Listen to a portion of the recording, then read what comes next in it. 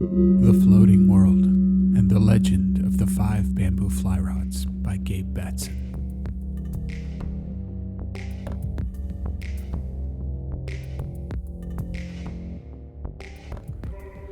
Chapter 7, Part 2, The Green Ferry.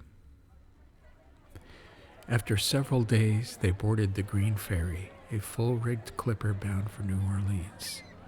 They floated down the channel out to the Atlantic and steered much to the south and west with the advantage of the trade winds. They had their rations of food, and Anju took one bunk while Fen and Duroc shared another. They traveled many days. Some had wind, others did not. People met on the deck and danced and played games. There were 300 Scandinavian Mormons on board making their way to Utah. There were other passengers who passed the time with drink and merry. One early morning, a man stumbled towards the bunks.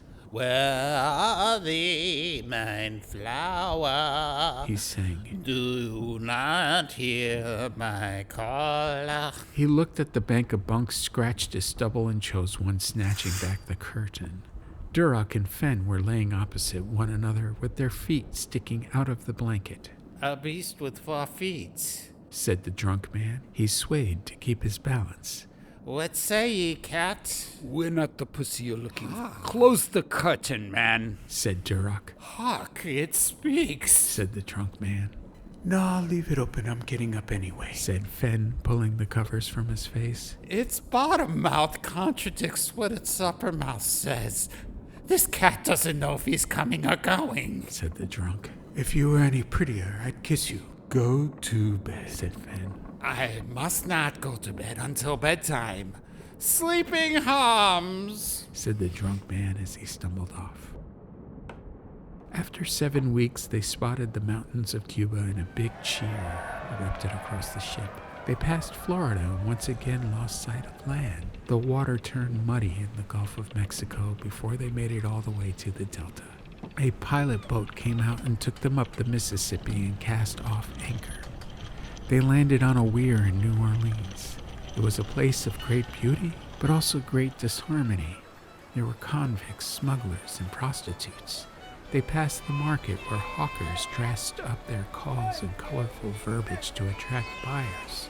There were troops and backwoodsmen, trappers and Native Americans. Fen met some of his countrymen and spoke in dialects from back home.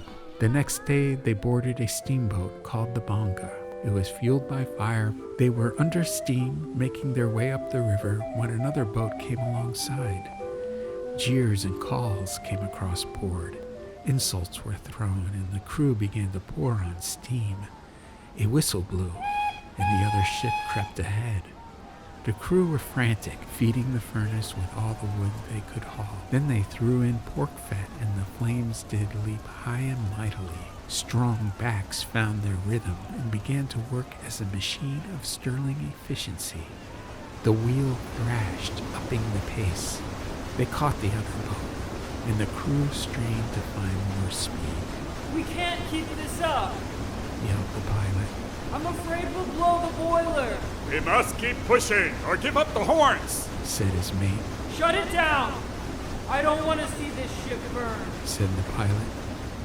A little past Baton Rouge, a gruff voice called to Fen, Duroc, and Anju.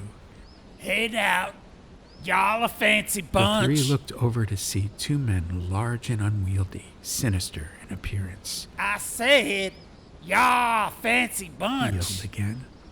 Fen looked at the men as they stood on the hard boards of the deck, swaying side to side as the riverboat moved along. The talker clenched his fist and rubbed it with his other hand. "What do you want from us?" said Fen. "We aren't bothering you." "Your looks bother me," said the talker. "Y'all look like you're from a different place entirely. Yet here you are, persistent in bothering me." He smiled by turning his lips downward, as if he smelled rotten eggs. "We apologize and shall remove ourselves from your visage," said Fen. He and Anju picked up the cases and walked off.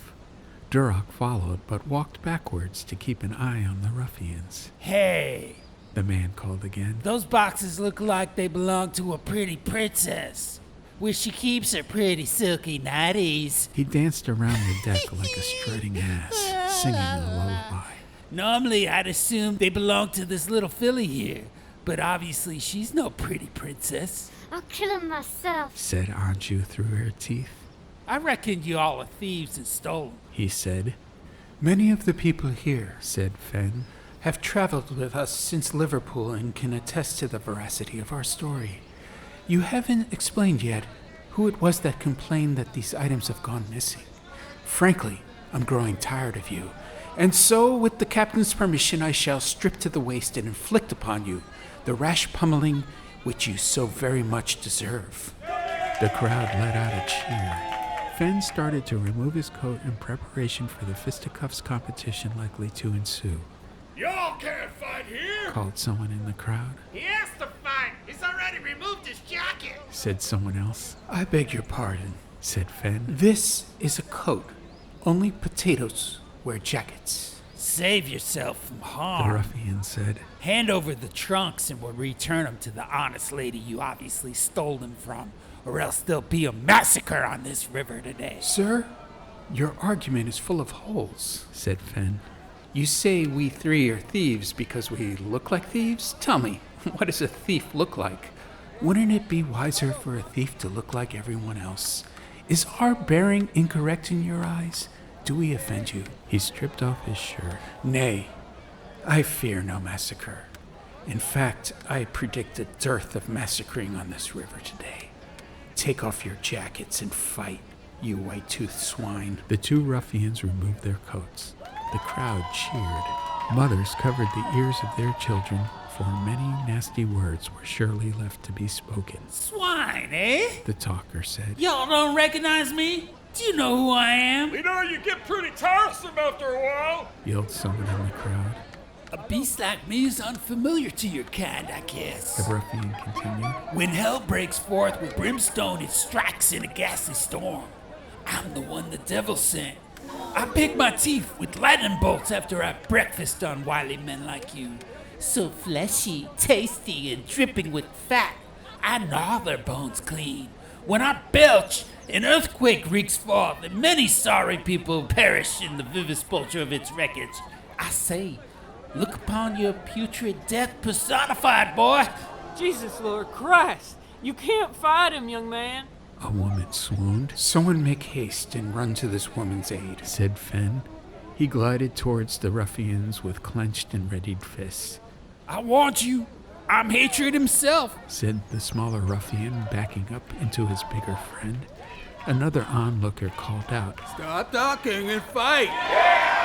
Yelled everyone else. Fen danced and switched his feet.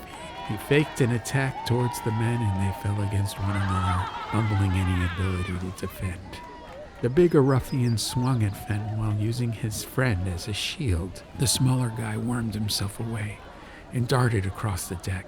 Fen followed him and extended his left fist. The ruffian stared at it before Fen delivered a powerful uppercut, landing squarely upon the ruffian's chin. The ruffian landed on his posterior and slid across the floor. He lay dazed, slumped against the wall. One punch, laddie, Said Fen with a raised fist. The crowd roared. Duroc came over and clasped Fen on the shoulders and said, we won't have trouble from him anymore. A uniformed man accosted Fen. Sir, I am the ship's chief mate. Please come with me. They left the excited crowd behind and walked to the main lounge. It was filled with carpets, chandeliers, and furniture made from fine wood. The chief showed Fen a chair. Next to them was a silver water cooler glistening with condensation. It was as large as 8 whiskey barrels stacked 4 by 4. You did good, Said the chief. but I've got to make the appearance of giving you a good talking to, so we'll have to sit here a spell. A waiter put a cool green drink near Fen. A dewdrop dripped down the glass. Fen slaked his draught with the cool, sweet soda of mint and lime. That was a pretty good punch. Said the chief. But I'm telling you, guys like that are nothing but trouble. You mustn't let them get the better of you. Sit here and cool down. If you need anything, just call. Thank you, sir. Said Fen. Well, called a sweet, breathy voice. Isn't that something? Seems we have a champion in our midst. Fen turned and saw a man sitting on a chair against a wall. By his side was a small case. I've seen many men come up in these parts, but you, sir, are an eyeful. My name is Thaddeus T. Roundbottom, but my dearest acquaintances call me Daddy Boy. Fen looked at the man. He wore a wide-awake hat and sat with his forearms resting on his thighs. He sliced a blushing peach with a slender knife. Oh, that's a nice name to have, said Fen. Are you headed to St. Louis? Natchez, said Daddy Boy. I'm a Natchez man, 3rd generation. Would you care for a drink? I have one, said Fen, nodding at the green glass in his hand. I mean something that a man might like. Bourbon whiskey, said Daddy Boy. He opened his case, into which were strapped glasses and a large pewter flask. None for me, said Fen. Tut, tut, said Daddy Boy, removing 2 glasses. You must come visit me in Natchez. I have a cask of tremendous Moldovan wine and a cabinet of Havanas. They're well aged. How fare thee for this evening? I can arrange a card game, square odds and fairly played. Do you require company? No. All can be arranged. Thank you, said Fen as he stood up. Enjoy the rest of your day. This conundrum may be bound by reason, but its solution appears to lay in madness, said Daddy Boy to himself as he watched Fen walk away. Approaching Natchez, the calliope of the floating palace piped a funhouse mirror version of Listen to the Mockingbird. The band ashore struck up, competing with the song of the bonga. People danced and cheered. Children ran around ashore. The band marched towards the dock.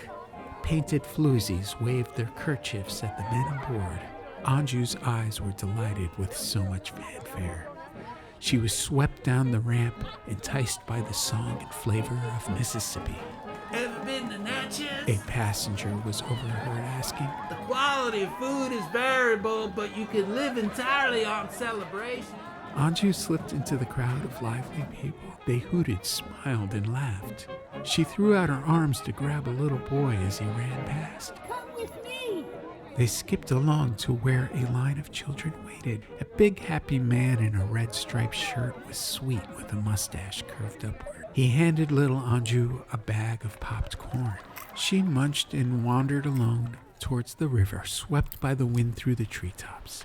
A marvelous sound, peaceful and secretive. Coming events cast their shadows ahead, time and space. Like a continuous sheet of metal, mallet struck, with the vibration stunning a moment frozen. Anju ran out of breath. The bigger ruffian ran up and snatched her from behind. She kicked her boots furiously, fruitlessly in the air. She punched and screamed all the way to the row of buildings under the hill. In a little brick saloon, shutters gray with neglect and sashes painted black, the ruffian plopped Anju on the ground. She kicked her pointy boot hard into his shin. He yelped. You mongrel! He said, holding his leg. You ugly little thing! I'm not ugly, Said Anju. She skittered across the floor and grabbed a blade from the thin-legged table under a lamp, and she held it with both hands forward. Well, Said the sweet, breathy voice. Daddy Boy slunk into the light from the darkness. By his side, with a swollen jaw, was the big talker. this kitten is a devilish little thing. Tut, tut, little child. We don't mean you much harm. Now let's have your friends bring along those pretty boxes. Anju stood her ground, jutting forth with the blade. Annabelle, Said Daddy Boy. take care of this girl. Anju turned to see who Daddy Boy was talking to when she was enveloped in the slender arms of a woman in a ruffled dress. Her face was made up with rouge upon her bony cheeks and lilac upon her large eyelids. She disarmed little Anju of the knife. Tell those boys back at the boat we have their girl. Said Daddy Boy. Tell them to meet me at the Eagle and the Stole, and they better bring them boxes along, else we kill this little thing. You can't mean it, Daddy Boy. Said Annabelle. It's a deplorable thought, I know, even for me, for I hate to see good flesh go to waste. But they didn't travel all this way for nothing. I know there's rich treasure in those chests.